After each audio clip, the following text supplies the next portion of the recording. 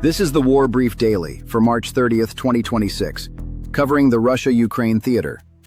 Tonight we are tracking 4 confirmed developments. First, a large-scale Russian overnight drone and missile strike that killed a child at a civilian recreation area. Second, a direct Russian glide bomb assault on the city of Kramatorsk. Third, Ukraine's 5th consecutive deep strike against Russian oil infrastructure in a single week.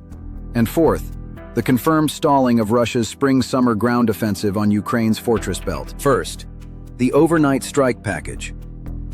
On the night of March 28th to 29th, Russian forces launched one Kinzhal hypersonic aeroballistic missile alongside 442 drones, approximately 300 Shaheds plus Gerbera and Italmas variants.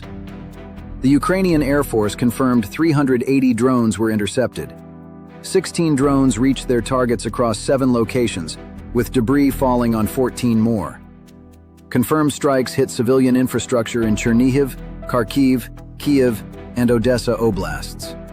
The most significant impact, a recreation area in Mykolaiv Oblast, where the Mykolaiv Regional Military Administration confirmed 1 child was killed and 10 civilians were injured, 8 of them children. Here is what makes this strike architecture significant.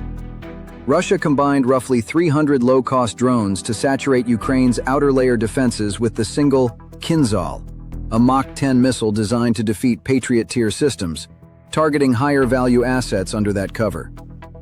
380 intercepts is an impressive defensive performance. But this layered saturation approach explains why even a high intercept rate cannot stop everything. To put the overall tempo in context, President Zelensky confirmed that in the single week of March 22nd through 29, Russian forces launched 3,000 drones, 1,450 guided aerial bombs, and 40 missiles against Ukraine. Second, Kramatorsk. Separate from the overnight drone package, Russian aircraft delivered 5 Kab-250 glide bomb strikes against Kramatorsk in Odesa Oblast on March 29th. Confirmed by the Odesa Oblast Military Administration and police. 3 people killed, 13 injured, and more than 30 civilian infrastructure objects damaged, including residential buildings and educational institutions. Russian forces followed the airstrike with cluster munition shelling. ISW assesses this pattern as part of Russia's air interdiction campaign targeting Ukraine's fortress belt logistics ahead of anticipated ground operations. Third, Ukraine's deep strike campaign. The SBU confirmed Ukrainian forces struck the Ust-Luga oil terminal in Leningrad Oblast on the night of March 28th to 29th, the 5th Ukrainian strike on oil infrastructure in that oblast in 1 week alone, and the 2nd confirmed hit on this terminal. Leningrad Oblast Governor Drozdenko independently acknowledged the strike and reported fires at the port. Separately, a Ukrainian drone struck an industrial facility in Tolyatti, Samara Oblast, likely the Tolyatti Azot plant, one of the world's largest ammonia producers. Ammonia is a precursor to both fertilizers and certain explosives, making this a potentially strategic industrial hit beyond simple logistics disruption. Ukrainian forces also struck 3 BM-30 Smerch rocket launchers in occupied Crimea, confirmed by geolocated footage.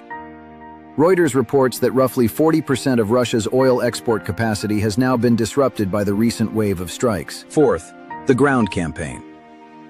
ISW's March 29 assessment confirms that elements of the Russian 3rd Combined Arms Army have failed to advance east of Slovyansk since approximately March 22nd, after achieving a limited tactical penetration between Kryvyi Luka and Riznikivka. The Russian MOD claimed on March 29th that Russian forces seized Kyiv, southeast of Kupiansk. This claim is not confirmed and has not been independently verified by ISW. On the Ukrainian side, geolocated footage from March 28th and 29 confirms Ukrainian advances in northeastern Kostiantynivka and east of Pryluki. It is worth noting that ISW confirmed earlier in 2026 that Russia's recruitment rate had fallen below its casualty rate for the first time since 2022. The fortress belt stall is the clearest current evidence of what that math looks like on the ground. What to watch going into March 31st. Monitor Russian overnight drone activity for follow-on strike packages. Watch for independent confirmation or denial of the Kyiv claim. Track satellite imagery of Ust-Luga and Tolyatti Azot for damage assessment. And watch whether Russia's forced generation pressure translates into a formal reserve call-up announcement. That is your War Brief Daily for March 30th, 2026.